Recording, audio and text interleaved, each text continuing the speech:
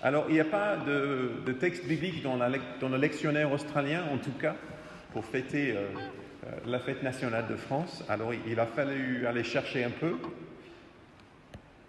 Et je pense qu'on a quand même trouvé quelques lectures qui conviennent bien à la fête en question. D'abord, puisqu'il s'agit tout d'abord de fêter la chute de la Bastille, qui était à l'époque, bien sûr, en prison. Il y a un évangile qui s'est imposé, c'est ce qu'on vient d'écouter, c'est la bonne nouvelle de la liberté aux prisonniers.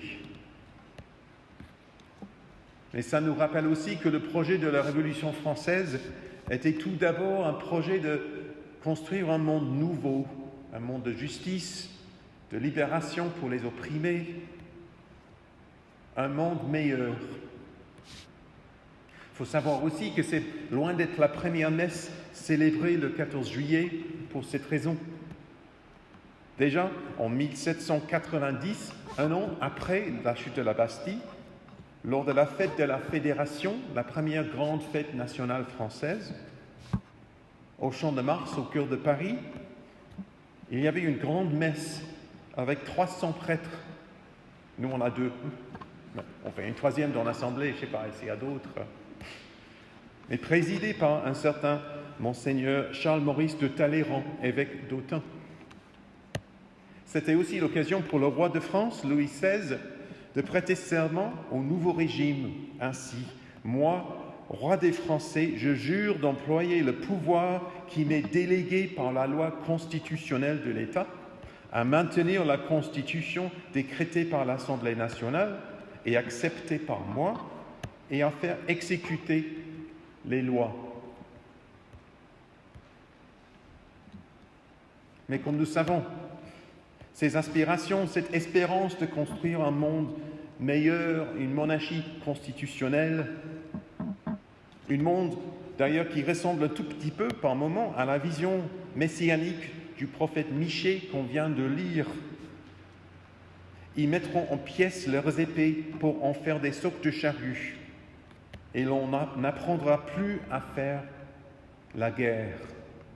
Belle vision, mais qui n'a pas survécu aux paradoxes et aux tensions au cœur du projet révolutionnaire. Un projet qui a commencé assez rapidement à la violence, la terreur, une guerre sanglante qui a enveloppé toute l'Europe, une dictature militaire qui n'a rien à voir avec cette belle vision de monarchie constitutionnelle. Et puis, après 25 ans, la restauration de la famille Bourbon au trône de France. Et puis l'histoire continue. On pourra même dire, comme disent beaucoup d'historiens, que la Révolution française n'a toujours pas fini. On pense à ce que Mao Zedong est censé avoir répondu quand on l'a demandé son opinion sur la Révolution française. C'est trop tôt pour dire.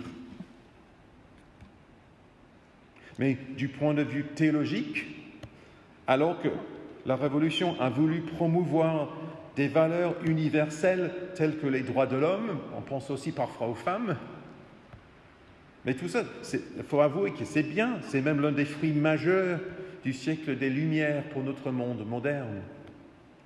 Mais la suite de son histoire a aussi confirmé une autre universalité plus triste, l'universalité du péché humain. Séduit en partie par une vision de gloire, mais de gloire nationale, qui rappelle la vision d'un autre prophète de l'Ancien Testament, Daniel, la statue de bronze avec des pieds d'argile.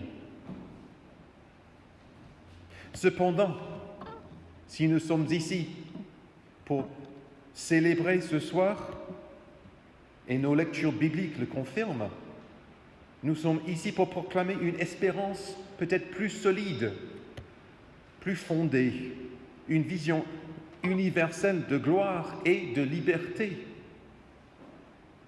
Comme saint Paul nous enseigne dans son épître aux Corinthiens, la gloire en question et même la lumière en question, et la gloire de Dieu lui-même. Et la vraie liberté consiste à reconnaître et à accueillir une autre souveraineté, celle du Seigneur Jésus-Christ, car là où est l'Esprit du Seigneur, là est la vraie liberté. Et notre gloire à nous, qui existe, n'est rien d'autre que sa gloire à lui, fruit de sa victoire non violente sur les forces de l'injustice, du péché et de la mort. Une victoire qui a ouvert un nouveau chemin pour nous, qui nous donne l'espérance, la possibilité de devenir, si nous le souhaitons, citoyens d'une nouvelle République, cette fois vraiment universelle, la République des cieux, une nouvelle patrie, vraiment meilleure cette fois. À lui, notre Seigneur, tout honneur et toute gloire pour les siècles des siècles.